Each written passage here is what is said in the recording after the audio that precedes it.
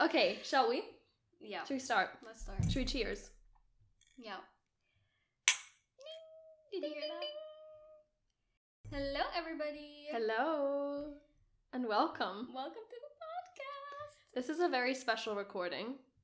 First of all, we're in person. We're together, which is always nice to record in person. We haven't recorded together in a long time. It has literally Like in been, person.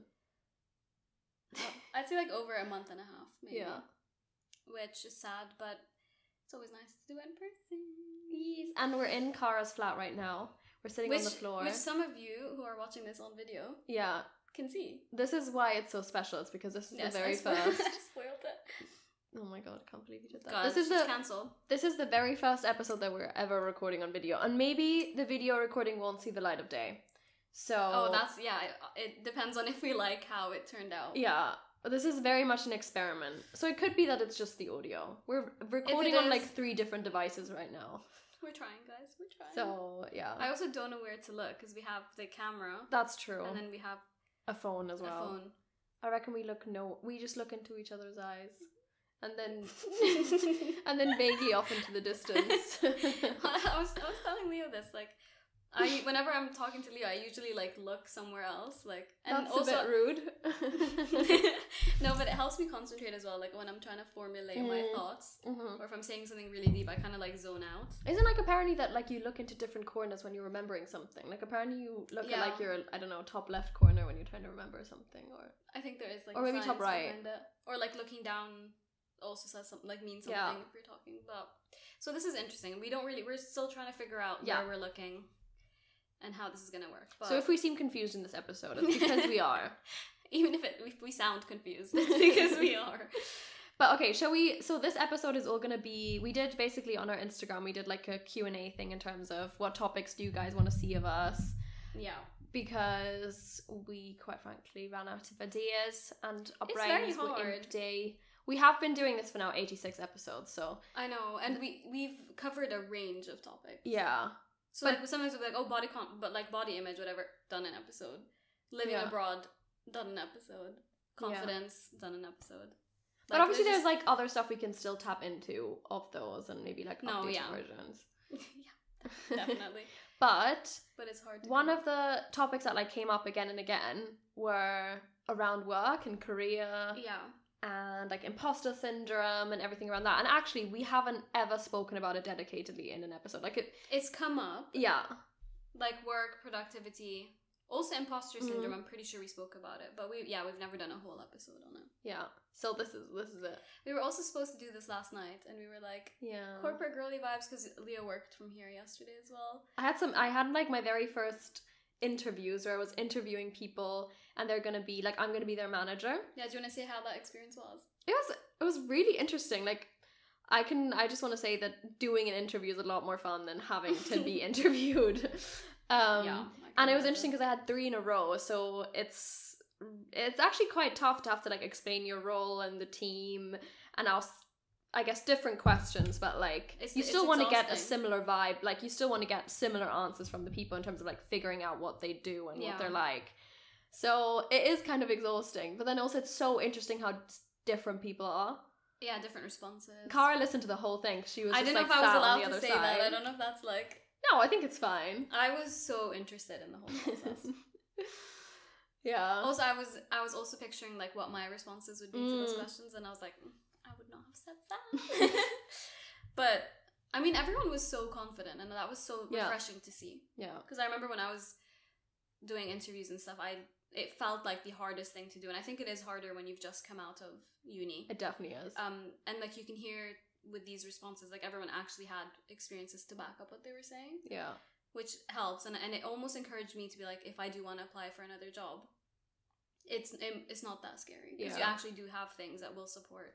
I did a couple of interviews like after uni, like applying for a new job after I've now had some corporate experience, and they were so different to the ones that I did just after uni. Yeah. Like you just feel a lot more because you actually do have some working experience. Yeah. And you're also not as dependent on it because I think after uni you're just your life. Also, that's what it feels like. What it are the depends on examples getting that you a job. Talk about in uni? It's like, I had a team project and I was the one that led it, and it's like, oh, come on. Yeah. That's the one thing that I remember someone told me, like, don't just use examples from uni projects because that's what every person is going to do. Isn't it? It's like the internships experience that you have. Or like, or even from like your personal life or something. I don't know. I think you can use different examples. Yeah, because everyone will have teamwork experience and everyone will say that they were the one that led. Like, it's so easy to kind of like bullshit that as well. Yeah, then again, interviews are like 80% bullshit as well. It's about you selling yourself pretty much. Yeah. It's all about like how you come across, and I'm not saying that your content should be bullshit, but like, you're selling your best self. Like no one's gonna be like, to be honest, I have low days where I'm not motivated. You know, which happens. Yeah. Everyone has low days where they're not motivated. But yeah, you, which is why I find interviews a bit like stressful because you literally have to sell yourself. I quite enjoy it. You love interviews. Yeah, but I think it's also all about, I don't know, it's all about like how you click with a person. Really, you just have to make a connection with the interviewer. Yeah, definitely. And because actually, especially like now having interviewed a couple of people, you just have to be like, can I work with that person? Like, can I see myself in the cafeteria or like at a coffee shop with them? Yeah. Or at team dinners and working late nights or, you know, vibing off with them. You have to just have like a certain... I'm sure a lot of it is energy based. Like, it is, yeah. Do you vibe or do you click or do you not? That's why I even think like if you don't get a job, it's really not like a criticism in terms of like, oh, what have you done or what is your experience? Because it's just like, okay, that wasn't a match. And I think that if you get a rejection, I know that they're so shit to deal with. Yeah. And I think they're really tough because you do feel like about me is not good enough.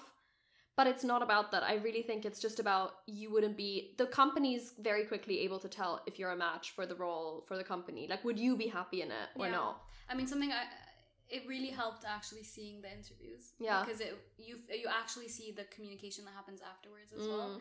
And it makes you realize, genuinely, like you said, like, I don't want to like specify, I don't know if I'm allowed to specify, but it's like comments you made where you were like, I just don't think they'll enjoy it. Yeah.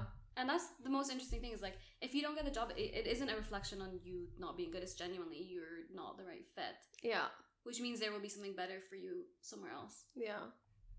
I wish I had that when I was applying for jobs. Well, you'll definitely be applying for jobs at some point in the future. Don't tell my manager. I will not. I mean, I'm sure she doesn't think that you're going to be like 50 years. Not like she listens to this podcast anyway. I'm hoping that neither of our managers ever I'm pretty listen. sure she doesn't listen. So it's the CEO maybe will, but the manager was. Oh my god, yeah, you said that your CEO. He messaged me being like, "You're like, I've listened to an episode. You're doing great," which is like that's very nice. Sweet. But it's also now where I'm like, my job is great. Really, everything is perfect. Really I work so hard. I work 10 hours a day. I'm dedicated. 9 to 8, baby. Like, but yeah. Should we do highs and lows, by the way, or not? We haven't done highs and lows in ages. I reckon we should do it. I'm gonna say let's do it quickly. But quick. Yeah. Okay, go. Oh god. Okay. I haven't thought about these. Hi. I went to... Hi. No, I meant my hi. Oh. My hi. Not like hi. Yeah, I thought you were like, hi, my name's Leo. And my hi is... And my hi is... No. I went to the Glamour Women of the Year Awards this week, which was pretty cool, if I do say so myself. Check out this reel on Instagram. Yeah, I filmed my unboxing of like a goodie bag that I got, it was very cute. Which was very exciting for me. Very, very cute. So basically I went there with work, and it was just... It's the first awards show that I've ever been to. It's the first kind of, I don't know, red carpet event. Yeah. Or, you know, anything of the sorts. Very fancy. It was very fancy. There was a lot of celebrities there, like, to name a couple, like Kim Cattrall, Rita Ora, like 2 of the actresses from Bridgerton, Monroe Bergdorf. Yeah. It was crazy. It was actually mad. Yeah. What's it like seeing them in the flesh? And not on a screen, because I feel like that's hard to... Yeah. It makes you realize that they are just people. You know, they're people, but also that they're really hard-working people, if that makes sense. Like, so each of the people who won an award gave a speech, and they were so inspiring. It was honestly, like, it made me really realize, like, how incredibly hard each of these women have worked to be where they are. Yeah. It also made me realize how many women do still deal with imposter syndrome, no matter how successful they are. And, you know, like, all of these people are objectively incredibly successful, like, you know, don't know, top 10% or something, you know, but I don't know if that's not an accurate statistic, but whatever. Source her. But, you know, a lot of them, a common theme was very much that women still often feel not worthy of their accomplishments, or comparing themselves to others, or constantly thinking like, oh, is there someone else who deserves it more? Is it a mistake? Like, was I selected by this as a fluke? That's, you know? So sad. Like, if they didn't believe that they... But a lot of the speeches were then also trying to turn it around and being like, actually... We shouldn't feel that way. Yeah, that we need to celebrate ourselves more and lift each other up and believe in ourselves more, just as the same as men do, because, you know, I spoke to a male colleague afterwards about like imposter syndrome, and they were saying that, you know, they don't experience it, and actually they just like... are confident at work for the way they are, and etc. And I'm sure there's men that also struggle with imposter syndrome. I wonder actually like what the statistic is like compared. I'm sure there's definitely, obviously it affects all genders, but I do think that it's a heavily female. It makes sense though, because it's so like rooted in us that us having full-time jobs is almost like not the norm. It's like it's us, you know, taking the step to not stay at home. You know? That's true. I feel like it's also, don't know, I think it goes a little bit hand in hand with like women not being able to acknowledge if they think they're good looking or anything like that. Like, it's very much like women are celebrated for being humble. Yeah. And if you believe in yourself, there is still that thing of like, you could be perceived as arrogant and as just so then almost like, oh, then will your achievements be taken away, you know? Like, you're almost afraid to ever be too happy with yourself, because then could somebody want to take you down a notch? I don't know. Do you know what I mean? Yeah. Or if then it's related to imposter syndrome, then it's you kind of think, oh, people will be like, I don't deserve this. Yeah. And I think it's also because I guess I think it's the comparison thing. Like, we see so many people around us that are doing amazingly, and like, it's so much easier, I think, to see the value in other people sometimes than to see the value in like ourselves and the work that we do. Unfortunately. But so I just think it was incredibly inspiring, the event. Tell everyone what you started doing after you won.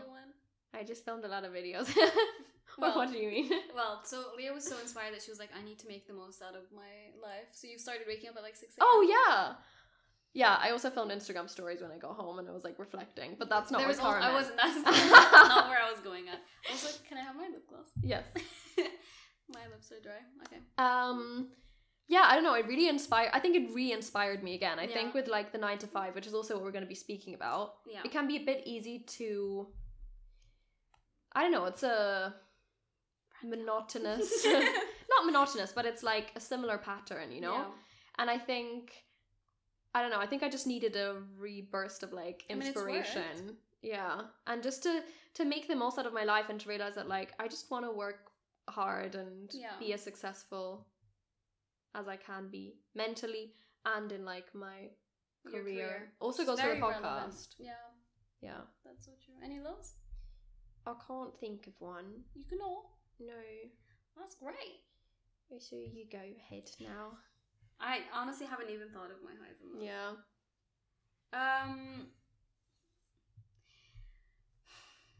Okay, this is gonna be cut out. All these awkward pauses are gonna be cut out. I'd say my low is probably our conversation last night. Okay. That sounds really bad. But I don't know how it came up again, but like every time I'm with Leo, it's almost like I just burst into like my problems. So yeah, we just almost had quite a difficult conversation about the shift in my confidence over the past year. And it was a bit like confronting of a conversation, and it was a bit hard to do. So obviously really good to do. And then you were saying like you were amazed at like my self-awareness as well in the situation. So it was a good conversation to have. It was just like not fun. Yeah. And I kept saying to Leah, I was like, I know this is boring, and you were like, it's not for me. No, obviously, like it's never going to be boring for the people that care about you. Yeah. But a lot to work on, which is exciting. And then the fact that it's hard for me to think of a high just says something. I've had a really like cozy week, which I guess is a high. Like a lot of quiet time, a lot of cute moments with Ed. So just like a calm week, which I've needed. I've craved it. Yeah. I didn't have to go into the office this week, which was nice because of train strikes. So saved a bit of money as well. That is great. I mean, the weeks I don't have to go into the office, I'm like, I can actually treat myself to something. Yeah. So it's quite nice. I mean, I did the trip from London because for those of you who don't know, Cara lives outside of London. I live in London, which is why we're like patting myself on the head. An island. But yeah, it's just quite a trek, which is why normally, because Cara works in London, we see each other at my house. Because I'm taking the trip anyways. So it's just easy. And I live quite close to your office. Yeah. So I actually don't come into Newbury that often because it is very the last time I was here was this time last year. Yeah, which is mad. And I had the Christmas tree out. Because we watched our first Christmas movie. Oh, that's a high. Yes. One thing about my trip here is a high. We watched the Christmas movie last night, which is with Lindsay Lohan, the new one. Yeah, it's a new Lindsay Lohan movie. Leo did fall asleep. I did fall asleep. I was expecting, so I made Ed watch it with me so that I wasn't alone watching it, which was fun. What did you think? What do you recommend? It was cringe, but I got goosebumps a couple of times, and I was like, so I was impacted by it. Oh, but the acting was not great. Yeah. But isn't that what a Christmas movie is nowadays? I think you were saying, you kind of just have to go into it expecting it to be crap. It's like a Hallmark type movie. Yeah, very cliche and cute. So that got me in the Christmas mood, which is exciting. But yeah, right. Should we go straight into the episode now then? Let's do it.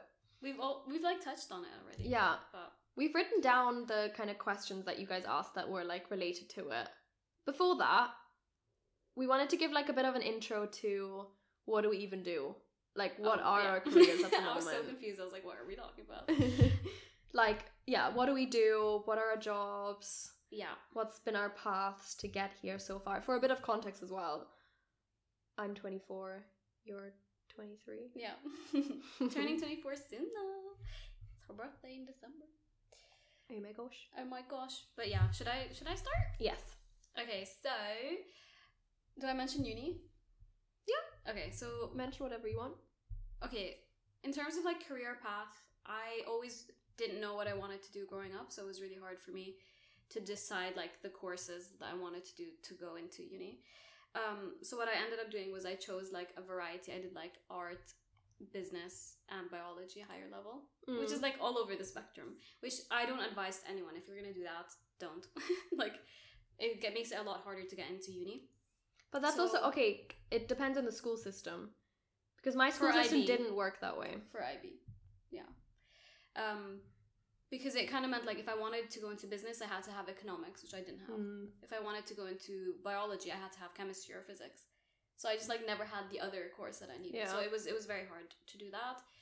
So that narrowed down my choices quite a bit. Yeah. So I chose the perfect mixture of creativity but business. So I mixed the art and business. So I chose marketing, which I feel I have a very common view of studying marketing. I think a lot of people agree that you gain a lot more through actually practicing it and having a job rather than learning the theory. I don't remember a lot of the theory we learned. Yeah. And I don't think it comes in handy with my experience. You don't apply it on your day-to-day. No, I do not at all. I'm not I remember this author. Yeah. Or this person said this, and so you don't. So I mean that, and then I just applied to a bunch of marketing jobs. And then I landed a job in... And you did a master's as well. Oh, I also did a master's. Forgot about that. That was kind of me prolonging getting a job. Yeah. And my dad was like, I want you to get a master's anyways. So I was like, just get it out of the way. Yeah. And I did that in marketing management, which I actually enjoyed a lot more than my undergrad. I feel I actually learned a lot more in that. And then I applied to a bunch of marketing jobs, but I knew I wasn't in love with it. It never... Even learning it at uni, I was like, wait, why did I choose this? That's so interesting. I didn't know that. I wasn't obsessed with it. Yeah. But I actually really enjoy my job now, which I got a job at an ad tech company that does personalized and dynamic audio ads. And we have our own platform that does it, and then we share it. I want to explain it in one-on-one terms. So layman's terms. Yeah. Yeah. But it's hard. But yeah, so I enjoy it because I know advertising is bad, but our company tries to like... Advertising is bad. It is. It honestly is. But what we try to do is like give like the listening experience that you have, we make sure it's relevant and like contextualized to you. Yeah. Which I think is great, because what's the point of Cara showed me a couple of them, and it's really cute because it's like, for example, if it's raining outside, then like your audio is gonna be about like it raining. Yeah, we know like the data triggers that we use are literally like the time of day. So if it's in the morning, you'll get something about the morning. If it's afternoon, like let's say it's a food company that we're making the advert for, we'll do like breakfast meals in the morning, dinner meals in the afternoon. I almost dropped my phone. At the afternoon time, you get ads like to get you ready for dinner, you know, so it's like very relevant to what you're doing. And then weather is another one. We also do like the audience targeting as well, but I think it makes it it makes me feel less bad about what I do, which is good. And also you realize a lot of creative agencies, when they're writing the scripts, they really do make sure that you like whatever the message they're creating is for like the listener. Like I took that for granted. Like a lot of work, they're like, we want them to feel this, we want them to feel this, you know. So it's a lot of work does go into it, and you know, if you hear like a 10-second clip on the radio, that took 4 weeks to make. For like a whole team of 50 people probably. And it's a lot of work, a lot of deadlines. But so what I do is I'm just like the project manager basically when it comes to that. So I don't know how much detail I should go into it, but like managing the timelines, like making sure scripts are written, they're approved by the clients, they're recorded, but then also the technical setup. So if we do have location targeting, because we also call out your location, so it'll be like, hey, you in Newbury, and it's like, wait, how do they know this? It's through IP addresses if you want to know. But that is scary. People, we have gotten feedback being like, why do you know this about me? But some people like it as well. They're like, I like that you know where I am. I like to feel seen. It's kind of cute. Like I'd be like, hey Londoner, like I'd be like, oh. But sometimes I get stuff and it's not true, and I'm like, oh, come on, target me correctly if you're gonna target me. It's really hard though. I get stuff to Newbury, and I'm like, come on, I've literally been to Newbury 3 times in my whole entire life, and I get like, why Newbury, new places or whatever. That's bad. That's probably because your IP address wasn't updated, so it still thought you were in Newbury. But we're still working on the accuracy of it. Let's. Well, I'm not talking about your company. I'm talking about like Instagram ads or something. Fair. Because I didn't listen to the radio. That's great. So I probably have. I've probably never gotten your ads. I'm pretty sure I've never heard one of the ads, but I'll admit. But yeah, I also do like the technical setup. So working with the other teams, I'm trying to like be as simple as possible. To like when they set it up and like all like how it looks from an ad operations point of view, which is kind of cool. So I like it because I like having control over a lot of things in my life. So like my job... Are you a control freak? I'm a bit of a control freak, and my job gives me that like freedom a little bit to be like, I know what's happening at every stage of this campaign. And like I chase people. I'm like, have you done this? I saw something where it's like, if you were the leader in a team project at uni or like a school, if you were the one that was always like telling people what to do, then you're probably a project manager now. Because it's in your blood. Oh, in your blood. It's in your blood. Oh my gosh. But yeah, I find it, like, I work for a startup as well, so we're only 33 people. Yeah, so we work, actually, it's quite interesting because we work in, I feel like, opposite work environments. Yeah, very different. Like, as in company size. Yeah, mine is literally, like, I know every single person in the company. I've had a conversation with everyone. Which I love, because it makes, like, socials and, like, when you're in the office, you don't feel small, you know? You feel kind of seen. Which is always fun, and everyone's really nice. Like the type of people, the interview process was very culture based. So you kind of, it's kind of like you were saying, like you have to fit the vibe to be, you know. I remember you spoke about the podcast, right, in the interview. Oh, that's literally how I got the job. They loved that I did a podcast, and they made me do like a people moment about it. So like on the company call, I had to kind of talk about the podcast. So cute, which is fun. And they're kind of supportive. Like, actually, my manager, I'm pretty sure she doesn't listen, but, like, other people have messaged me, being like, oh, I listened to your podcast. I'm like, okay. That is so sweet. Which is really sweet. Your company environment seems so nice. And it's so supportive. That's something where it's honestly really important. I think I saw, like, a survey, because I'm subscribed to this, like, McKinsey newsletter, which I can recommend. And they just send you, like, interesting stats or, you know, things that are going on. And it was one thing of, like, I think 85% of like your work satisfaction is based on your manager or something, which makes a lot of sense. You have so much interaction with them. I feel like 85% is quite extreme. So maybe I'm misquoting the stat again. Just like, don't trust anything I say. But I do think it actually makes such a big difference. Yeah, I just laughed and it did it spike the audio? I'm sorry if you heard that with headphones on. But yeah, so I really enjoy it, and there's like a lot of room for growth.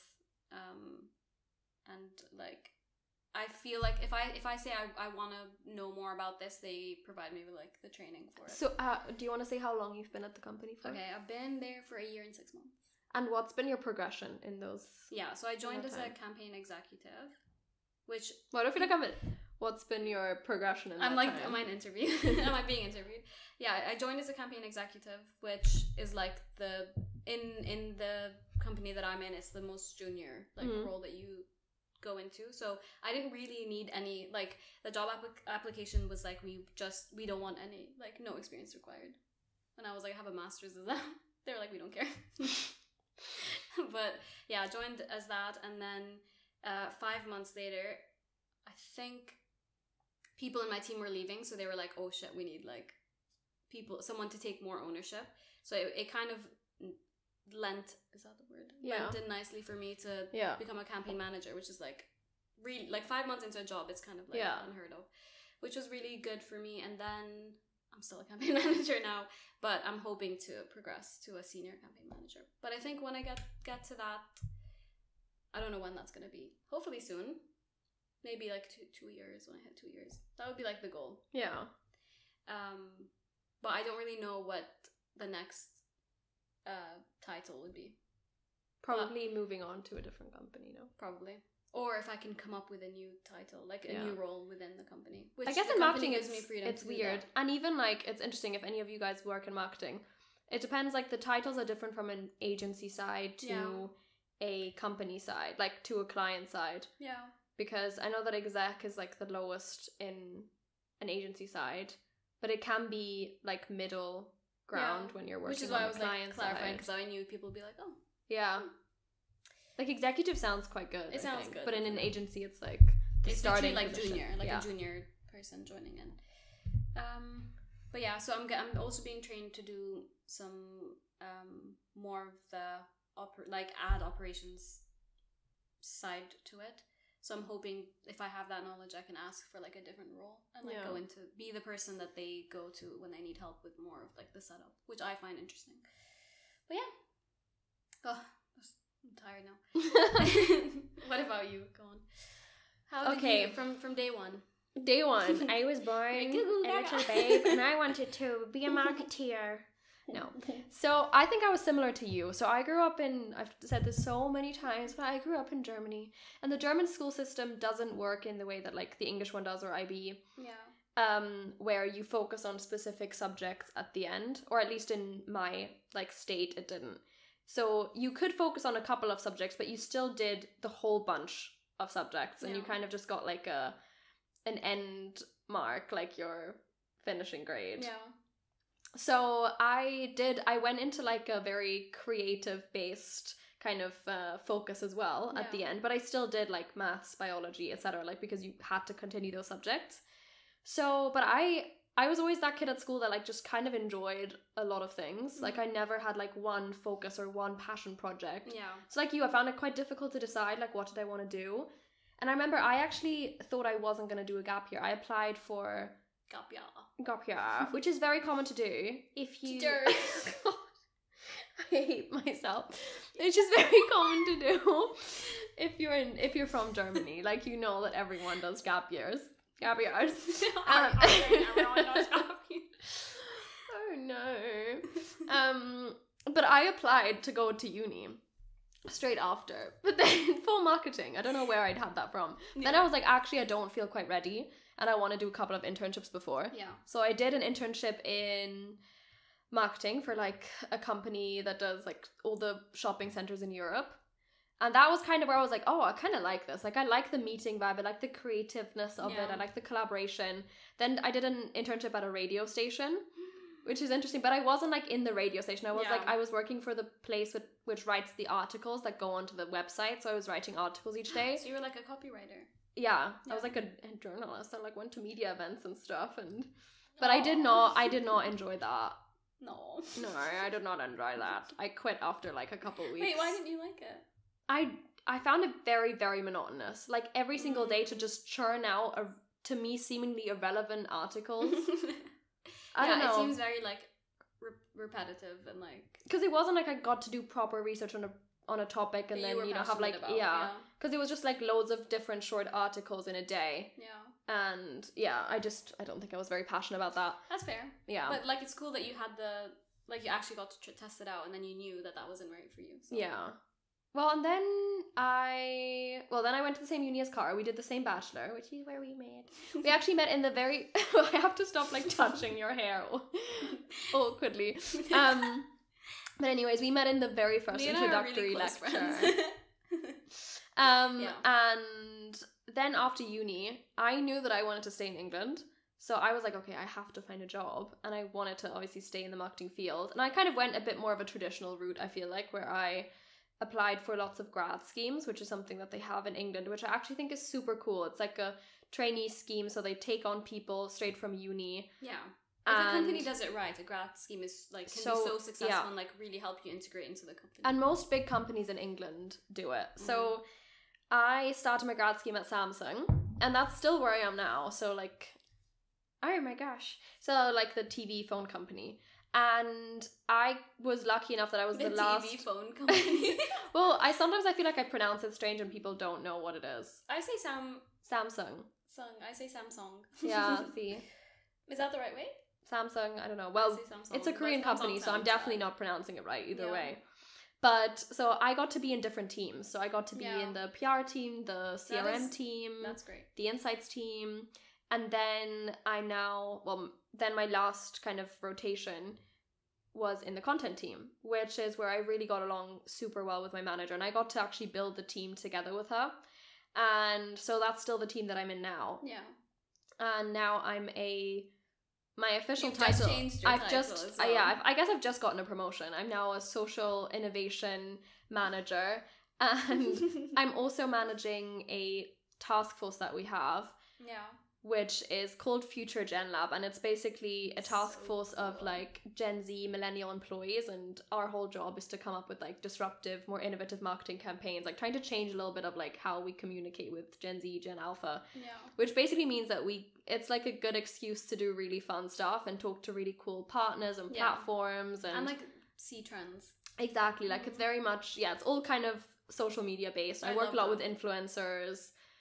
I love hearing about it. I don't think I could do it, but I love it. I think it's very interesting. I get a lot of like, it's very interesting to see how it is working with influencers. You definitely have to be a type of person to be able to do your job. Yeah. I think. But same with you. Like, I feel like every job is very just specific, you know? Yeah. Yeah, I feel like my job is very much people-based in a lot of ways. And it's also project management. Yeah. Like, I just have different campaigns that I'm managing. And it's quite cool. I do enjoy it. I like how you mentioned the rotations as well, because if I didn't if I went into it and I didn't like it, I would have been screwed. Yeah. Like I would have had no exploration. And it would have been a case of like working for 3 months, then like giving a notice or something, because 3 months is like the probation period. And then it would have been me having to find another job. Yeah. If I didn't go the grad scheme route. So if you are in a position where like you still don't know what you like, but you kind of know like the umbrella industry, then a grad scheme is great, because it genuinely gives you a chance to like. I just think Ed did that as well. He had like different schemes, and then he realized one of the teams like he had so much fun in. And that was, he did not study marketing. He's in engineering, so it does exist in different industries. Exactly. Which really good. I'm like, how are you supposed to know what you enjoy? Yeah, I think I was really lucky from uni. You know, you don't know, because it's just. I wish marketing at uni was more practical. Yeah, it really could be. But you know what I also think? Like, it's just like every single company, the work is so different. And even like within a company, the work is so different. And there's so many different topics, like you have no idea that even... Like I had an advertising course, right? Yeah. And like they were like, oh, here's like TV ads. And you do the most basic and they're stuff. Like, look, it entices like this emotion, and they're trying to target, like they're trying to meet these people's needs, whatever. And like, yeah, I get it. but also they could have been like, these are the media agencies that exist. Like, if like tailor it, I don't know, I guess not everyone is in the UK, but like tailor it to some organizational structure where you're like, you would usually work with people from a creative agency, people from a media agency, and like, or if you are in the media agency, this is what your day-to-day would look like, and you need to have these skills. Like, I wish I knew that stuff at uni, because then it would have given me like more of an idea of, because I went into it blind. I like started day one, I was like, I have no idea what I'm gonna do here. No, me neither. It's also, you know what I wish you got taught a bit more is like the corporate jargon, or like the random stuff in terms of like email writing. I remember I had to like write emails, and I was like, how do I start these? How do I structure these? That's also these? very like, different depending on the company. That's also true. But like, for example, like sending meeting notes, or like I remember at the beginning I was like responsible for leading this like weekly call that we'd have with markets, because I'm in the European headquarters of Samsung, so I look after like all of the different countries. And I remember I spelt like the date wrong or something in like the subject line, and my manager was like, Leo, but yeah, I actually remember you telling me can't do that again because it looks bad. This was like me probably a couple of weeks into my job, and I was like, and I mean, to be fair, it's probably like not great. Scare you as well. At the beginning, everything seems like such a big mistake. About. Like, the first mistake you make will crush you, and you will never make that mistake again. Even if your manager is like, don't worry about it. Because I remember my manager being like, honestly, it's fine. I think I had to like set a survey live that had the competitors, and we were trying to test like people's awareness of different companies versus the company we were doing the test for. And I put all the competitors, but I forgot to put the actual brand that we were testing. She's a sneezer. Oh no. Bless you. But that's a big mistake to miss. Like, I didn't put the brand. I put all the competitors. So from the survey, I know how great all the competitors were. Did I know shit about the own brand I was doing the research for? No. But she was like, don't worry about it, because we could just like redo the survey. Okay, yeah. But it wasted some money in the company. But I think that's one thing that I wish I would have known a bit more, is like, everyone makes mistakes. When you're in a company, everything seems like such a big deal. The deadlines seem like such a massive deal. True. But actually, I think it's really helpful to gain some perspective and to realize that unless you're working in like an extremely like vital field, like I don't know if you're a doctor or a pilot. We're only talking about like marketing and advertising, or just like corporate life. You know, like I think in most corporate jobs, if you make a mistake, it's not the end of the world. It's not gonna impact as much as you think it will. It's not gonna change your career as much as you think it will. I remember like freaking out, and my manager was like, you need to remember it's just advertising. Yeah. Like the campaign goes live late. Yeah. They'll rejig the budget. Yeah. Like they'll find a way to let it deliver all the impressions that it needs to deliver. And I was like, I don't want to make a mistake. But I always think of it like it's a bit of like, it's just such strange like fake money that like corporations make. Like people buy things. We're like hamsters. Yeah, like people buy things and then oh my god, it's so the money goes in so that lots of people can work in an office, and like I don't know, it's just so strange. So like it's so odd. It is a very weird world that we live in. Like the corporate life is very strange. Also, if you're going like if you're just about to start a job, like you said, the corporate jargon. There's so many end of plays, end of business. End of day, end of week, like abbreviations like they're like EOP. I'm like, I don't know what that is. Yeah, EOW, EOD. Yeah. Like point of contact. Yes. And also each company has their own acronyms. Like there's like a whole world of like words that you learn when you go into like each company. So my advice is if you don't know what it means, just ask, because whoever you're working with at some point didn't know what it was. Yeah. Sometimes I'm still like, huh, what is this? Yeah. I don't think there's any shame in that. We call some like I don't even know what it stands for, but we like there's something in our company we call it like UBOs, and like literally for a month I was like, I don't know what anyone's talking about. What does it mean? I still don't know. Oh. I think it's like something unique, like business objectives or something. Oh. I was like, they're like, we need to make the UBOs as soon as possible. We have stuff like that as well. We have MBOs. And, like, we've done this whole like metaphor of like a menu, and they were like, we need these like recipe ingredients. I'm like, just say you need this document. Why are you saying like I need the eggs? Like, oh my god! Just say what you need. Yeah, we have like acronyms for all of our competitors as well. It's really like we don't say the competitors' names. We have like different abbreviations for them. Just very. It's like Voldemort. Like you can't say their name. You know. Oh my god! I'm gonna rant for a minute. Some companies are so weird. Like there's a creative agency we work with. They're called Mother. Yeah. Oh, I've heard of them. Yeah. So I'll be like, oh my god, I need to phone Mother tomorrow, and I'm like, what am I saying? And like in the team they have like there's a team called like nannies or something. Oh. And they'll be like, you'll be working with the nannies team. I'm like, what is going on? My favorite abbreviation is so like Mother is gonna be so pissed I don't have this accent, and it's really odd. It's so weird. That's cute. My favorite abbreviation, we have like an internal work portal, and we have something where you get approvals, and it's called GYSA, GYSA. And I asked someone like, what does it stand for? And they told me it stands for Get Your Shit Approved. Which I think it means get your stuff approved, but I like Get Your Shit Approved better. I love that. Especially because like my company is quite, I mean, as you would expect of Samsung, it's quite hierarchical, and like obviously it's big. It's a big boy. Yeah. There's a lot of people. Can't relate. So yeah, that's what I mean. Like we have very different environments. I think there's a lot of like I have a weekly chat with my CEO because he's teaching me how to use like a software that we use. Versus like I would obviously have never met the CEO of Samsung. I've not been to the Korean HQ yet, which I hope I will one day do. But then again, like our CMO is very much personable and very much present with all of us, and you know, I mean that's also maybe a stereotype. Like just because you work for a big company doesn't mean you won't get exposure to a lot of teams. Like it depends on how it actually like the management is in the company. But you're right. I obviously would never be able to meet every single team in the company. I have not met every single person that works in my office. No, but I sit in the office and I'm like, okay, the engineers are over there, the sellers are over here, the creatives are over there, and the campaign managers are over here. Yeah, that's something that's not possible. I'm like, that's it. But then again, I think what I like about being almost like protected or working for a big brand is you get to be part of a lot of cool conversations. Yeah. And you get to walk into rooms with almost like quite a bit of power, because you get to, like, we have a lot of conversations with all of the social platforms or other brands, and you get to be part of really cool campaigns and get exposure to a lot of amazing things. Like last year, for example, or actually this year, I got flown to Las Vegas to go to like CES, which is a massive tech conference. I spoke for like a couple of like their global events.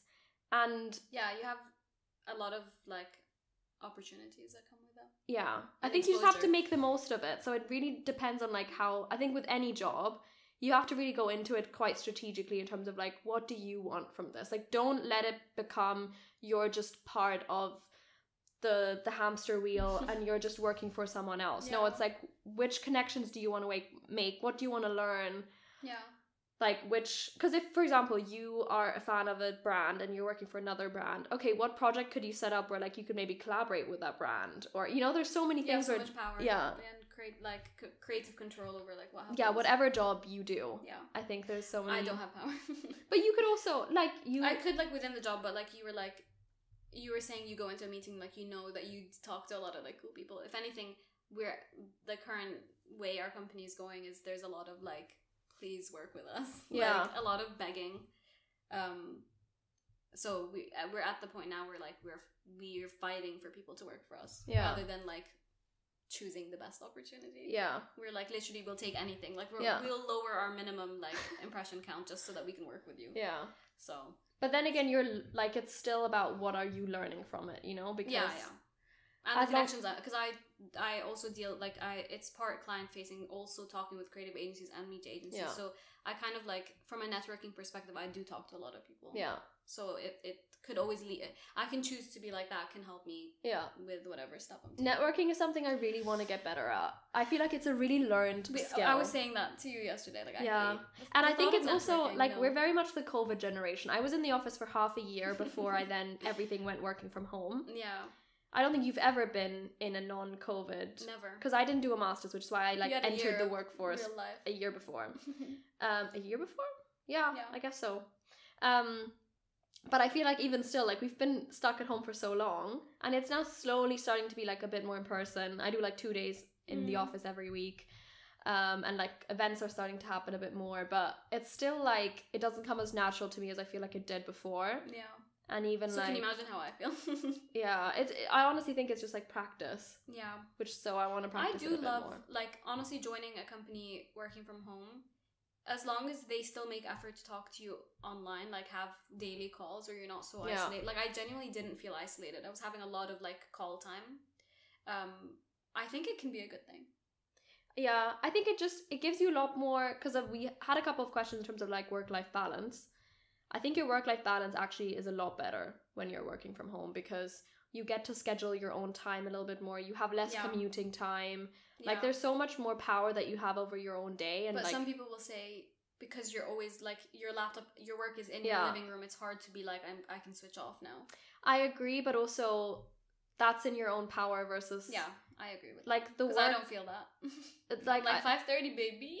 Close my laptop. And I also don't feel like working late when I'm at home feels as bad as if I had to be in the office till 9 or 10. Yeah, no, I agree. It's you know, and then you still have to have a commute. But then again, I honestly, it makes such a difference to be in the office. Like, the team bonding is so different, and like how people work together. FOMO. Like, if you do miss a week in the office, you know you would have missed on like an extra like inside joke or a chance to get closer with your team, because it does, from a bonding experience, it makes a difference. But for me, like, being scared going into a new job and working from home, it gave me time for my manager to be like, okay, I need you to do this by the end of the day, and I kind of had a chance to end the call and be like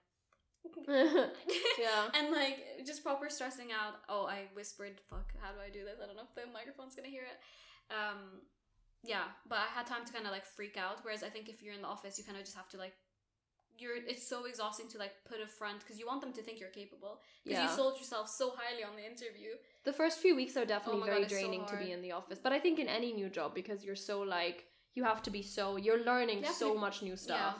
I think no matter you can't show like what even a minute, even like 5 minutes of like panic. You can't really show that in the office. You want them to maybe it's pressure also. And also you can't really go through any personal stuff. I remember we had like, so I like, this was when I was still in the office, and there was something really sad that happened in my like ex's family.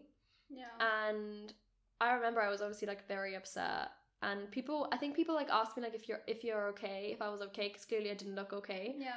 And I like started like crying. So when someone asks you, are you okay, that's the beginning of I remember my manager was like now I have a female manager, but at the time it was a male manager, and he was actually he like immediately stood up, like almost like picked me up and guided me to an office, like to a meeting room, so that like people wouldn't see and stuff, and was just like sat there with me and was like, you know, what happened, kind of thing. And then I went home, to be honest, because it's difficult, but I've also heard of people that like, you know, cry in the bathrooms, and then you just kind of have to like wipe them away and pretend that everything's fine.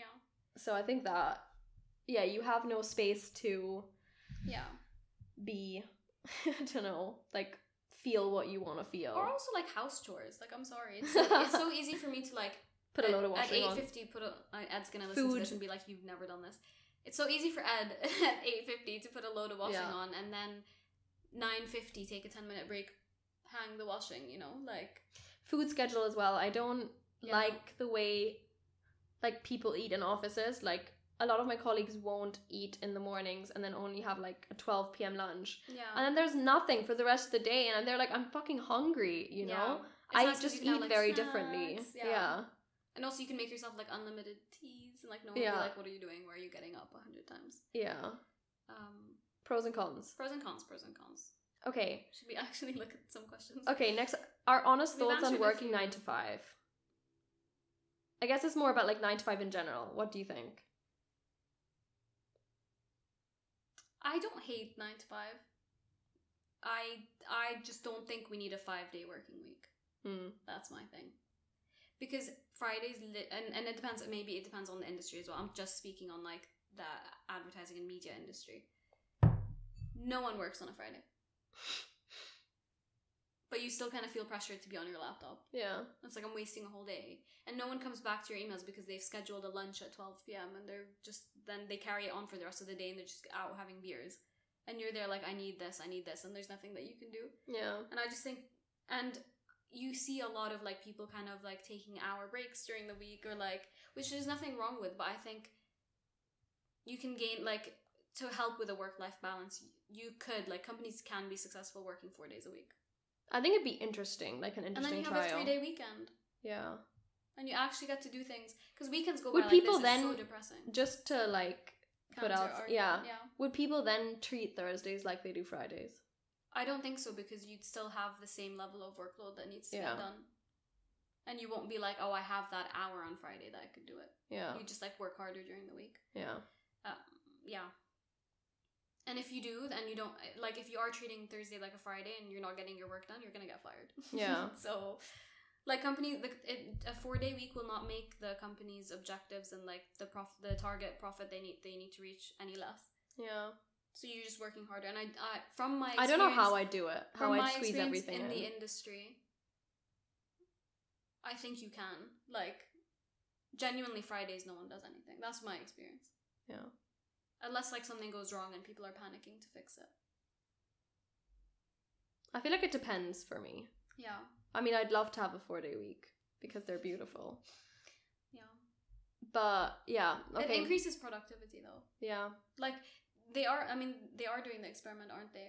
Yeah. Or they've already done it, and, like, and I think it would increase, like, satisfaction. And it makes people more motivated to I agree with that. You have those 4 days. And it's interesting. It kind of ties into the point, I don't know if you were there, but we had a conversation with Michael, a friend of ours, who has been on the podcast before, about what if you gave women more allowance for sick days in terms of, like, period pain. I was there. Yeah. Yeah. So, and he was like, oh, but wouldn't that make women less productive and everything like that? And I was actually, I think we were arguing. Also, he was saying it from, like, a general curiosity. He wasn't.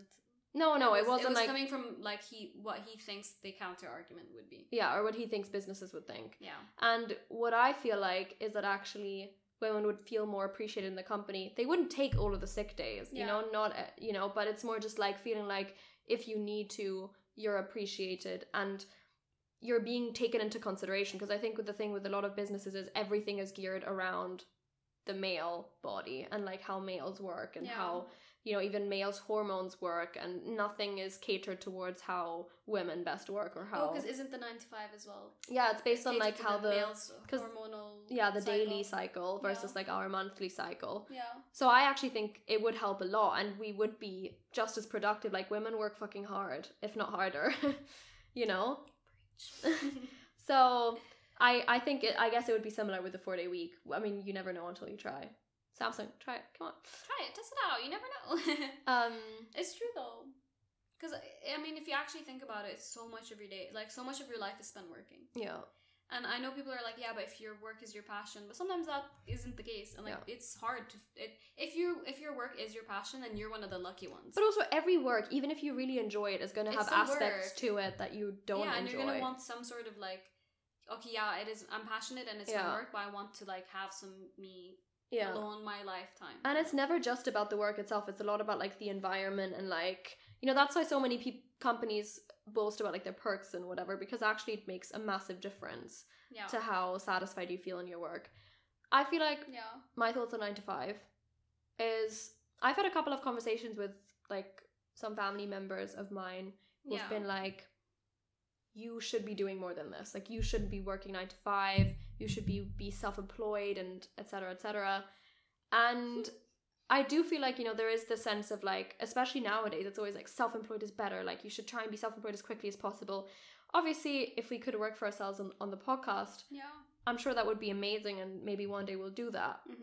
But I also think, like, there is a lot of value in the 9 to 5 in terms of, like, the security it gives you, the safety, the structure, the stability, that actually is kind of underrated. It's easier to switch off after the end of the 9 to 5 day. Whereas and if you're doing a self-employed thing, then you'll always be thinking about work. It's harder to switch off, I think. Because I remember from uni to working life, I remember I was kind of like that person that, like, I loved academics so much, and I was like, oh, am I gonna hate working?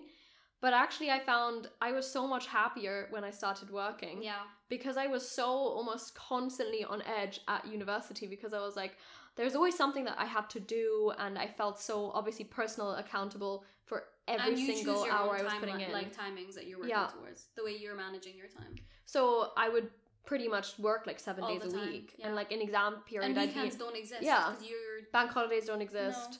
So I would probably be in exam periods for like 3 months or 2 months, like 12 hours a day in the library. Yeah. Whereas if someone sees you online at like at 10 p.m. working on something, they'll be like, no one's, even if you get it done now and you send it, no one's gonna look at it. So again, what are you doing? That's very much company and industry dependent, because I also have some friends who work in consulting or in kind of the finance industry, and they work until 1 a.m. or they work weekends sometimes. Like, do you think that's good? I think it's very much about your own priorities. Balance, I think it's about your own priorities. Like if they work till 1 a.m. that day, the next morning they still have to wake up and... Yeah.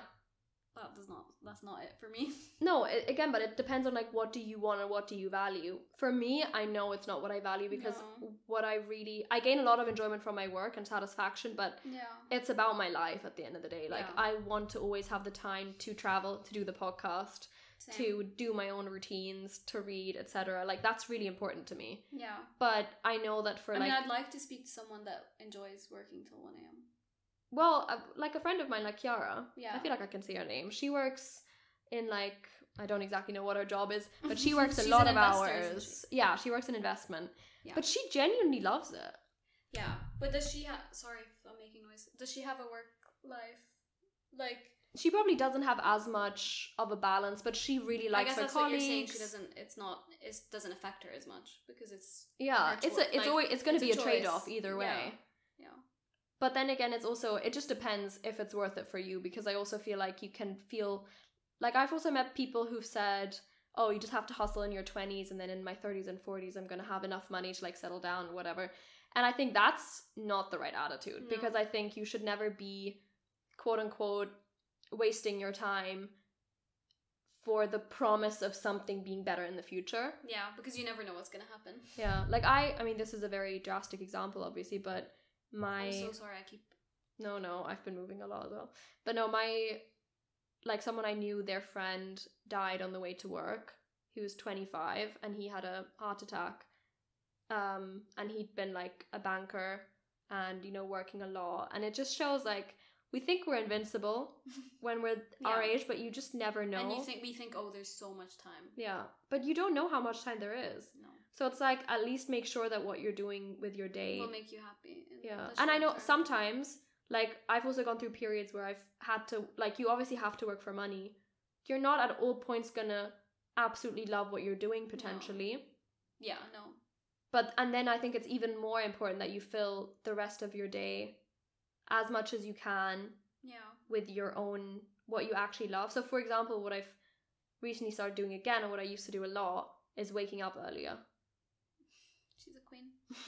But actually I think that really helps, because then it gives you more time, right? And you feel, because it is difficult. I feel like sometimes in the evenings to switch off is more difficult, because you've got everything in your brain in terms of like, what do you have to do tomorrow, and you're what happened that day, and you're a bit tired and you're exhausted.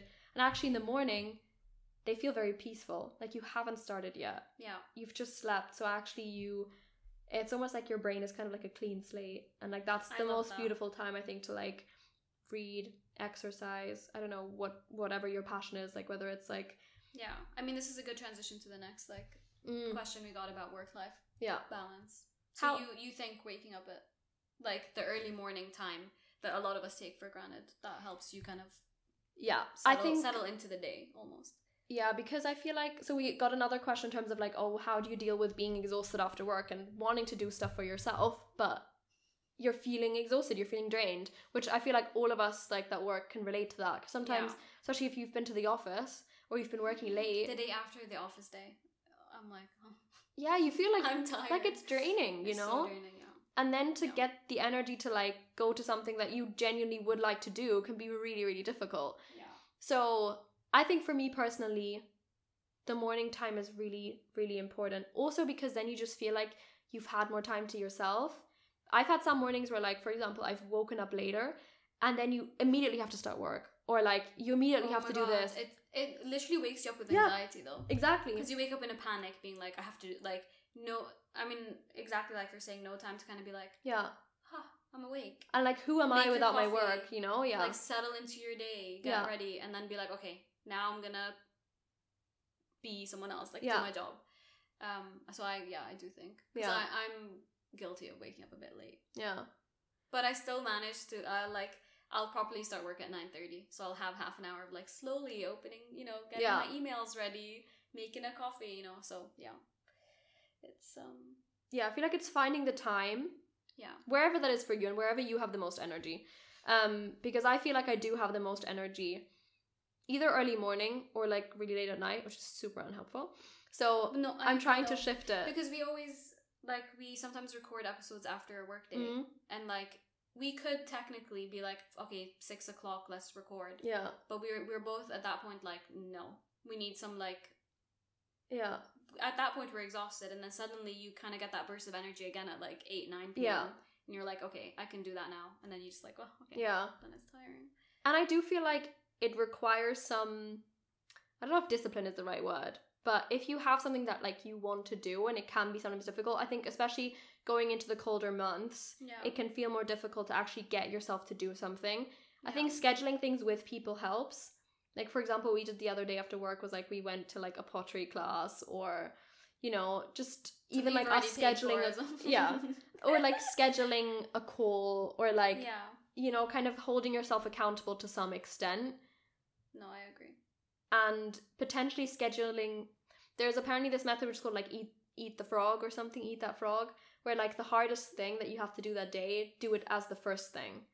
Yeah, get it out. Oh my god, I love that. So for example, and then it's like you get that boost of energy as well after you've done it, or like serotonin. Enjoy the rest of your day. Yeah, I find that sometimes when it's like it'll be a Sunday and I'll have to edit the episode, and like I'll be stressing about it all day, and it's like you could have done it from like 8 a.m. till 12, and then you would have had the whole day, but you've kind of like pushed and procrastinated it, and then it's suddenly 6 p.m. and you're stressing, and then you're exhausting yourself at night, and then the next morning you have to wake up and do your job. Yeah. So it's almost like my weekend actually ends at the 6 p.m. Yeah. When I could have just woken up early, smashed it out, and then had the whole day to just like enjoy and unwind before the week starts. Yeah. Also, weekends are like, if you don't work weekends, if you don't weekends, if you don't do that, then I feel like trying to live them very intentionally. Yeah. Or in general, just be very intentional with your time. But also give yourself time to rest. But you can be intentional with resting. Because I think a lot of us like are watching a show or like watching something on our phones or thinking about what we have to do, and that's not intentional resting time at all. That's like, I don't even know what that is, but that's not restful for your body or mind. No. So I think it's like, it's more just like distractions and like maybe escapism, but it's still exhausting your brain a little bit. For me, it helps to plan out even my weekends, like to have a rough. I love. Like I use Notion in terms of like I'll do a very rough guideline. Leo is really like to do get out of bed, make coffee. Yeah, exactly. No, it literally is, and like read your book. Yeah. It'll be like go to the coffee shop and get a croissant. Yeah, like I love that. 8 to 9 p.m. 8 to 9 a.m. will be like, I don't know. Read in bed. Yeah. Coffee and reading. I'll have like reading and journaling time. Or like meditation. Yeah. Like I think it's like, it's so good. Even on a weekend, like scheduling out those things. I have thought, I was like, why are you writing this down? Like, really? You're not gonna forget to go make yourself a coffee, but it does like set you up for the day, doesn't it? Yeah, and it's just it's nice because then I think you don't get lost in like doing something that you actually didn't want to do. We did like a book club, our book club call. If you're interested, it's on Patreon. On the link on our Instagram. Join us on Patreon. But we recorded that like call. We did that call in person. Yeah. And then you were like, okay, what do we need to do? And I was like, well, we can just like make dinner. And like you opened your Notion and you're like, make dinner. And I was like, bro, we're literally gonna go. But I guess, I mean, it works for you, right? Yeah, I just get enjoyment out of it. I love it actually. Like I sound so bitchy right now, but actually, like I find it really cool that you do that. It was funny, like to see. Yeah. I guess I take it as like a for granted routine. I've like properly, get a lot of enjoyment. How often you do it. It's so funny. I get a lot of enjoyment out of my Notion, like making it look pretty and like having like inspirational quotes on there, and I have like a daily journaling prompts that I have in my Notion. So that helps with productivity. That was one of the questions we've had. And that's easier for me to do than getting out my journal and writing in it every day, because that feels like, okay, let me brain dump everything, versus having a couple of prompts. So what I have is like, what are 3 things I'm grateful for? A list of affirmations. Yeah. What are my intentions for the day? And so then my current mood. So the fact that it's digital doesn't make it any less like self-care-y, you know? No. Yeah, I have like so I have it for every day on like my homepage, and then I would just drop it into a folder at the end of the day, which is like the archive of like the journal ones. She's done. And I have a habit tracker as well. Yeah, we tried that, remember? Yeah. You've carried on. Yeah. Okay. My habits that are on there are more than 7 hours of sleep, which is a challenge. I have reading, which is not a challenge. I have meditation, which is a bit more of a challenge. Yeah. I have movement, which can be anything. And I have my gratitudes on there. Yeah. I think that's it. Good. What about you? What would be the habits that you want to maintain daily if you had a habit tracker? If I had a habit tracker. sleep is no problem for me. I'm like, get my sleep, girl. I'd say like movement more, getting out of the house, and because Leah was like, I kind of get why you don't want to leave the house in Newbury because it's so very cute and so cozy. peaceful in here, and I almost like get into this little bubble, and I forget that like the outside world isn't bad. So I almost like have to push myself to be like, it's okay, go for a walk, you'll be fine. Yeah. So yeah, getting, especially in these colder months, getting out more. Also reading. I need to like, we have a book club, so like, come on, Kari, like put it in your habit. We have an event as well very soon. Yes. In like 2 also on our weeks. Instagram, on our links if you want to buy tickets. They're almost sold out though, so. Yeah. Drinking water, I need to add into my habit tracker. I've been good today. Very good. She's got water. The only advice I would give in terms of like productivity and organizational tips, all I would say is don't feel pressure to organize yourself the way that like other people see is the best for them, because literally every single person has a different way of doing it. Like for me, it's having an Excel sheet where I'm tracking every single campaign that I'm working on, whereas my manager, she likes to have to-do lists like written down, physical, like in her hand that she can scratch off. For me, it's literally on a screen. Someone else likes. Can you share your template with me? Yeah, I can do. I love seeing how people like organize their projects. You know. Please. And then like someone else in our team, she literally has like 100 Word documents. Oh wow. Isn't organized. Like for me, I look at her screen and I'm like, that's panic for me. Like that's my biggest nightmare, but it works for her. Yeah. So for her, it's like organized chaos, I guess. But I shouldn't be judging her for her style. If it works. Yeah. If it doesn't work, then I'll be like, come on. It's also interesting. I think we were speaking about this, how like your work and personal organization can differ. So for example, for me, my personal life, I use Notion. For my work life, I've just recently started using Google Keep, which is like you have notes. Yeah. And it's like in the Google section. It's like a Google app. Interesting. And you can share it with people. So me and like one of the people that I manage, we share our notes, so we can like go through it and tick things off. And you can have different note boards, so you can have like you can color code them and stuff. And then I have an Excel tracker as well. You sent me a picture. Yeah. Your daily to-dos. Yeah. Which I think is quite cute. Yeah, I think it's all about experimenting. Like, because I didn't know that the tracker worked for like my Excel tracker worked for me until I tried out like 100 things, and I was like, Do you only do the tracker, or do you also have a separate to-do list, or do you use the tracker? Well, so in my tracker, I'll have a tab that says things that need to get done, and I update that daily. Okay. But in that, I will still have every single campaign I'm working on, all the contacts, all the details, like, and then I have a notes section where I'm like, remember to do this for this. Okay. So it's kind of like it's like my own brain in a doc. I'll show it to you in a minute. Yeah, I'm very intrigued to see. But yeah, do what works for you, and like discover, experiment, and like if something isn't working out, don't accept that like it's never gonna. This sounds so deep, but like don't accept that it's not. You're never gonna be organized, because like everyone has their own way of doing it. What I would also say is like actually make that a priority, because I've recently started doing coaching out through my work, which has been honestly like life-changing for how I approach work. Yeah. And in one of the first sessions, I was saying how a lot of my work, I felt like chaotic, and I felt like not on top of things, because there was just so much to do and so much going on. Yeah. As like in a lot of jobs, you just have a lot of moving plates. You have so much to remember. Yeah. And then she was like, okay, like share your screen with me, etc. And we were looking at my screen, and like everything was a mess. Like my work was very much less organized than my personal life. You know, like my desktop, there was so much stuff there. I had 3 different to-do lists. I had like a tracker which wasn't completely updated. My to-do list was genuinely like too long, and I knew that every day when I approached my to-do list, it was unachievable. Yeah. And she taught me about that thing of like I don't remember the abbreviation, but it was all about finding like your top like realistic priorities, like things to do. That can be pushed tomorrow. Keep it on a separate. Yeah, exactly. Yeah. Truly like make your to-do list like, I don't know, 3 or 4 things that you'll feel accomplished at the end of the day if that's done. And like be realistic about it. Yeah. And I then made it a priority to organize things. Instead of like ending the day being like, I didn't get half of that stuff done, when like you kind of knew from the beginning that there was no way you could do that. And actually taking like 1 hour or something to properly organize your setup, like your desktop, your notes, your to-do list, like that made such an impact and saves you so much time, even though you think you don't have time for it. Yeah. Like from like literally the first half an hour to hour of my day, like 9 to 10 is like setting myself up for the day. And then I like smash through whatever I need to do. So it is important. Yeah. What do you do when you work? Like, do you listen to things? Do you work in silence? Like, what environments do you work in? It depends on what I'm doing. If I'm like constant, if it requires a lot of brain power, I'm like pure silence. Oh, interesting. I cannot.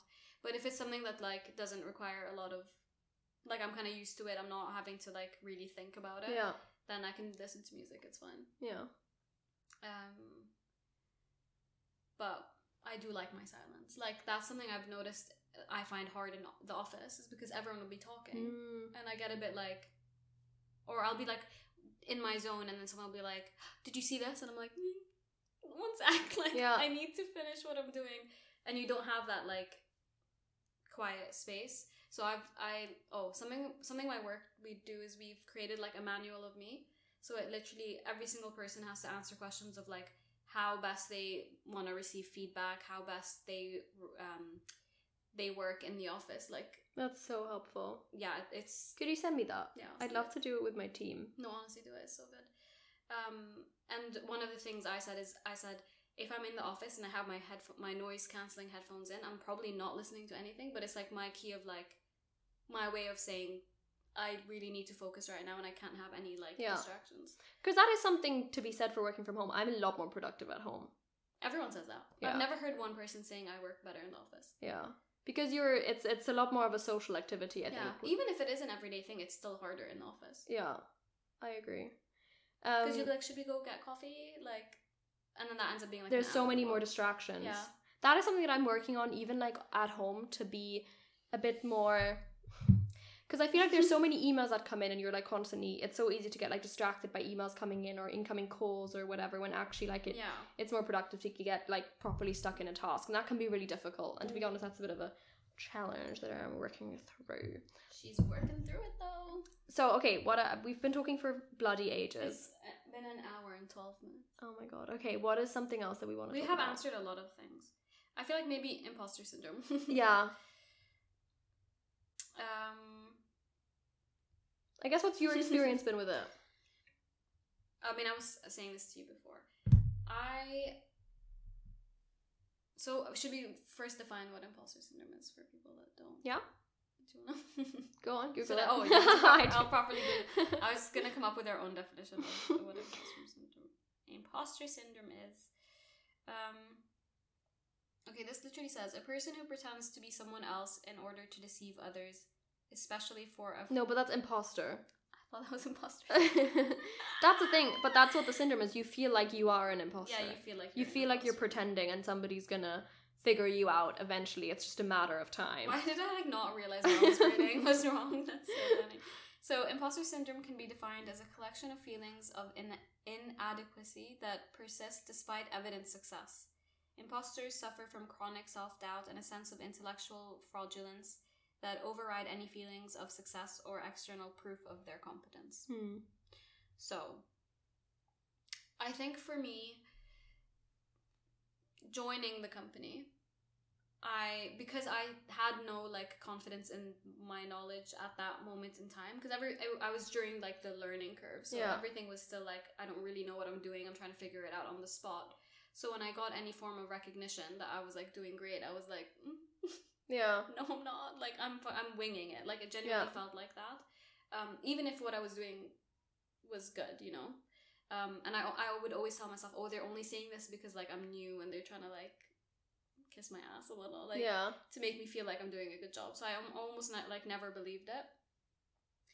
But as I've gotten to like genuinely know my shit, and it really helps when like someone new comes in and like you kind of have to like teach them the ropes, because it gives you that confidence to be like, wait, I actually know what I'm doing, like and you realize all the questions that they have and you're like, I remember being in that situation where I like didn't know what was going on. So that, I think that really helped my imposter syndrome, because it was like that reminder of like, oh wait, you know, like you genuinely know what you're doing and you've made it this far. And I think when you do have a company that like supports you and shows you that like they recognize your work and your efforts, and like even when you tell them, you know, you're not perfect, they'll still be like, well, that's fine, like no one is, like you can, we don't expect perfection, like we expect everyone to like learn on the job. That's not going to be every company though. No, I'm talking about my experience. Yeah. Just talking about my experience. I think that helps. Yeah. And I think that really took away the imposter syndrome mindset for me. Yeah. Because it was like that faith that, you know, I can make mistakes and it doesn't mean that, like, I'm stupid. Yeah. And then yeah, I don't know, supporting other people really helped me. Like, you kind of it's all about like how you convince yourself that like you do know your shit. Yeah. And I think that's, you really can take that on with like a lot of things in life. Is like, people can tell you that you look pretty, people can tell you that you're really good at something, but if you don't believe it, that's the problem, is you not believing it rather than external things. So I think imposter syndrome affects a lot of aspects of life. Yeah. But I wouldn't say it's like a big problem at the minute. But I'm worried that that's because I'm kind of like finally comfortable. So I haven't had any recent like massive challenges that have made me like feel that I'm risking like my job. Which I think that's maybe where imposter syndrome comes into it. But I have been challenged a little bit. Yeah. But probably not enough to like question my abilities. Like, I still feel in control. So I think that helps. What about you? I think it's interesting.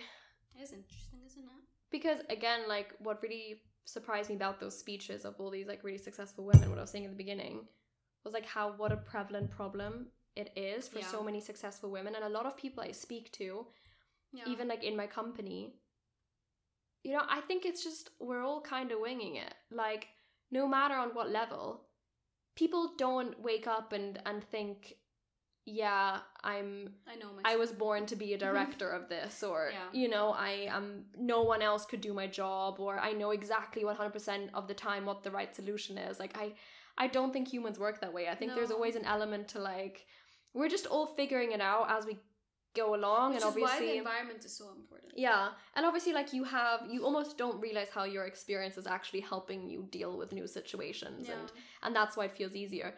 And actually, I mean, I definitely at the beginning of like my corporate journey, like, didn't obviously know what I was doing, and I definitely felt a little bit like out of my depth at the beginning, but then I also didn't properly feel challenged. But I remember I had a big problem with like speaking up and like speaking out in meetings and like properly getting my voice heard. And that used to be like the main kind of point of feedback that I got from my managers that was negative, was always like, you have good stuff to say, you're really intelligent, but I got feedback like that. You're not confident enough in making yourself heard. Yeah. So in like the last year and a half, I would say I made that like a proper priority of mine. And I was like, I don't want that to be my problem.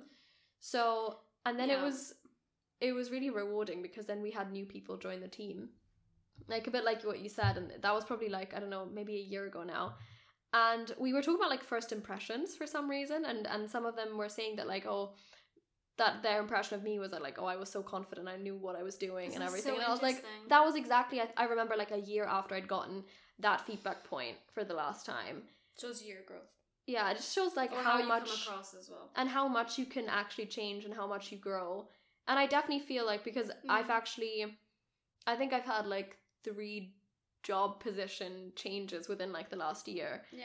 And with every new one, I feel a little bit like, oh my god, like out of my depth in a way, but also, which is I think actually that's exciting, and I never want to feel like I know everything, because then it's like, then I think I'm in the wrong place. Then if you know everything, that's your sign that like you need to move on. Like, go to your next step. Like, there's something else out there, because challenges are exciting. I always want to feel like I'm kind of like grateful to be here. Yeah. Incredulous at where I am, you know, and I think that's what also pushes you to work hard. But then again, I do definitely probably have to work on like the self-criticism aspect of like being extremely hard on myself. I find it, like, now just thinking about it, I find it interesting that like I actually am okay at work. Like, it's kind of surprising me that I feel that way. Yeah. But genuinely think it's the environment, because I think being in a smaller company helps as well. And also when they give you trust and like ownership, then you kind of like, it's almost the fact that they give me so much responsibility, that to me is like, they trust that I can do it. Yeah. And it's almost like, then I should too as well. That's true. But the problem is, I mean, I also get a lot of responsibility. Yeah. It's just, you have a lot of people that are riding on what you're doing. I think that is harder. Like I would like to see how I would feel in a bigger company. But also maybe it's just, I feel like you have to figure out what the right environment for you is. Yeah. Like I think it sounds really beautiful where you are in terms of like how you feel supported and how you feel like you can still be challenged, but like, you know. Yeah, because I am like every quarter I have like goals that I have to achieve, and if I don't, then that's like there's a review and they're like, you know, what are you like, there are things I have to do, and it gets every quarter it gets harder because they're like, okay, you did that, now we need to like do the next thing. I do think though when people compliment me now though, I kind of like make it a passive thing. I think I don't care what other people think in a work setting. Like I don't put too much emphasis on it. It's really interesting how different it is. Yeah, I know. I wonder what it is for you. Like, why do you think you almost want to take what you are at work then into like your personal life as well? Yeah, it is very interesting. It's really weird to think about, but I think being in a company that isn't doing that well almost gives me kind of a thing to fall back on, to be like, you know what, like I'm doing my best and like I'm helping the company grow, but if something bad happens, it's not on me, and like I've kind of accepted that, so it's almost like giving me a little comfort blanket to be like, whatever happens, it's not your fault. Yeah. Yeah. I think in general, I really think imposter syndrome is like something that I wish women felt less, or people felt less. Yeah, definitely. And I don't know, I'm now going to be stepping, well, my why am I sitting like this? My new role is very much, well, it's going to be a lot about people management as well. Yeah. And I'm really excited, and I guess I'm, you know, it's a big responsibility, I think, managing people, but I'm excited to see how I can hopefully really encourage people to believe in themselves. And yeah, I think I know why I don't have imposter syndrome. Go on. Because I deal with a lot of stupid people. That's so funny. Every day I have a thought like, how did you get this job? Not internally, like the clients I work with, or like the media agencies, the creative agencies. Yeah. Like it's genuinely because I'll see someone's email and they're like director of, and I have to be like, okay, I need you to put this in here. And I'm like, I've been doing it for a year and 6 months. Why am I explaining this to you? Yeah. Like how do you not know this? Yeah.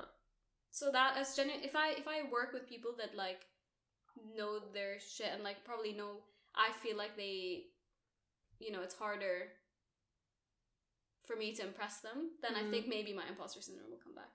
But I've just been dealing with so many stupid people recently. That's so funny. I sound so cocky right now. But no. That's so funny. I mean, I feel like, but this is something where like anyone... It's also my industry. Like, I want to clarify that it's like, these experiences are only dependent on like my experiences. Yeah.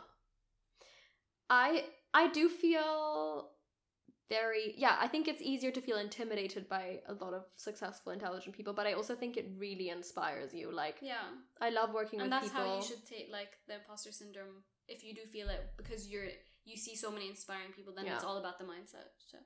Yeah. And like I almost wish I had like, I'd worked with more people that I feel like, wow, I want to be like you. To be honest, the people that I felt that with are all on maternity leave. No. So I haven't like kind of had a role model where I'm like, I need to work 10 times harder to be like you recently. I haven't felt that. I think that's another interesting point. Like having role models in work, I think is really important. So up till like a couple of, like up till my current kind of team that I was in, I'd never had a female manager. I'd only had male managers, and I work in the tech industry, like you as well. Yeah. And for example, when I went to CES, which is like the tech conference, I think it was potentially 10% women. Like it's just incredibly male dominated.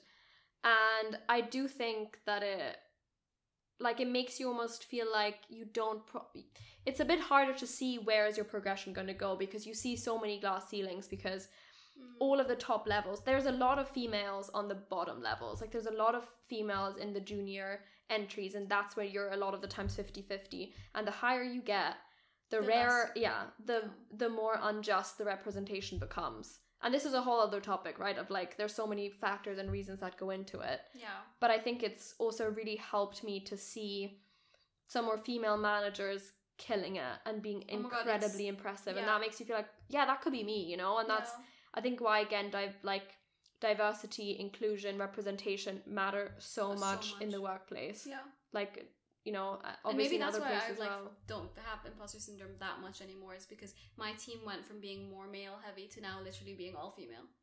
So it's probably given me that confidence to be like, I can literally do it and say whatever, and like I will be treated, they will understand my struggles as a woman, and I guess like there's like so much more empathy in a team, so you can like make mistakes but like trust that they won't see you that in a bad way. Yeah. I actually think empathy, space, I think empathy and creating a safe environment is actually so underrated. Oh my god, in a work environment. And like because again, this is a bit of something to do with how females feel in the workplace, but I have seen and heard direct comments being made about women in the workplace. So I'm not going to say who in my company, but a very high up female person had like given a speech on a work call, and it was kind of like a global thing, and then one of my male colleagues came up to us as a team and was like, kind of as a passing comment, was just saying that, oh, could you guys focus on anything that she was saying? Like, oh, I couldn't because I was so distracted by what she was wearing. Like, why was she wearing that blouse?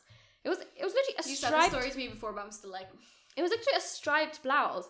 Did he comment upon anything that the other male senior employees were wearing that also gave speeches? Or... Yeah, that's disgusting. And I think the problem is that this person didn't even realize that what he was saying was a problem, and he was saying it to only females. Like, he clearly didn't realize what he was saying. He clearly didn't think it was something offensive. That's always the problem, though. They don't realize. Yeah. Because they don't understand the struggle. And I just think...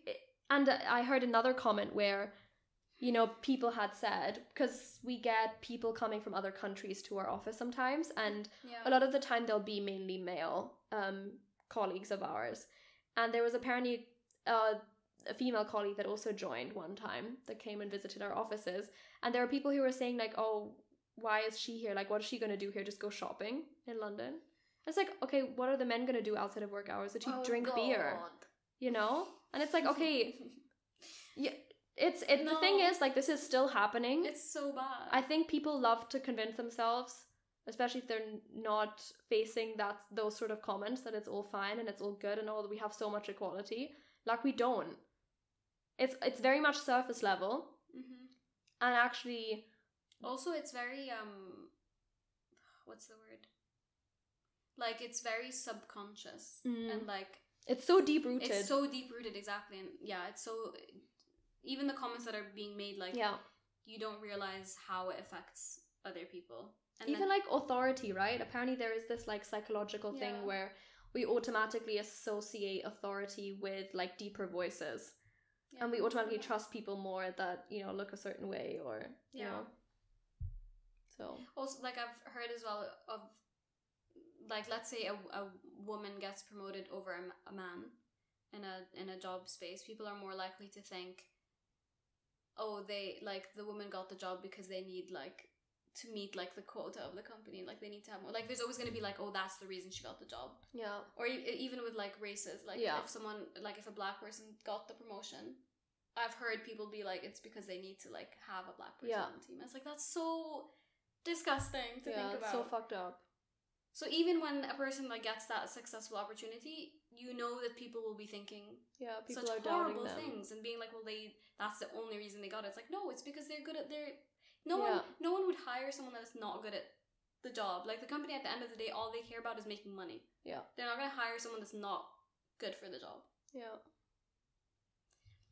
Yeah, there's so much inequality still going on. Let's not even, like, talk about ageism, because that's also a massive thing. Yeah, no. Especially when it comes to... Just gets me mad, this whole topic. Ooh, she's fuming. Grr. But, I mean, on the other hand, I do want to obviously acknowledge that we're such a privileged generation, because obviously, like, the generation before us and before that, like, they fought for a lot of the equalities that we do have. Yeah. Like, the fact that we do have a lot of equal opportunities. That, but we're still being, like, we're saying that's still not enough. Like, this is not the peak that we're hoping that it will get, you know? No. There's so much more that needs to happen. And I really think our generation is going to change so much. Yeah, I'm really excited. Me too. Let's end it on that. Let's end it on that note. I really hope the lighting is still good. Yeah, I feel like it's gotten quite dark. It's quite dark now. But I don't know if this has helped anyone. But it was so fun to talk about. Yeah, we've never talked about like our careers or work. No, and... I honestly forgot we were recording at some yeah, point. me We too. were just chatting. Yeah, we hope this was useful. Let us know your thoughts. We did answer like mainly what people were asking, so yeah, I'd be interested to know your experiences, your thoughts, especially from like our male listeners. Like, what have your experiences been? Yeah.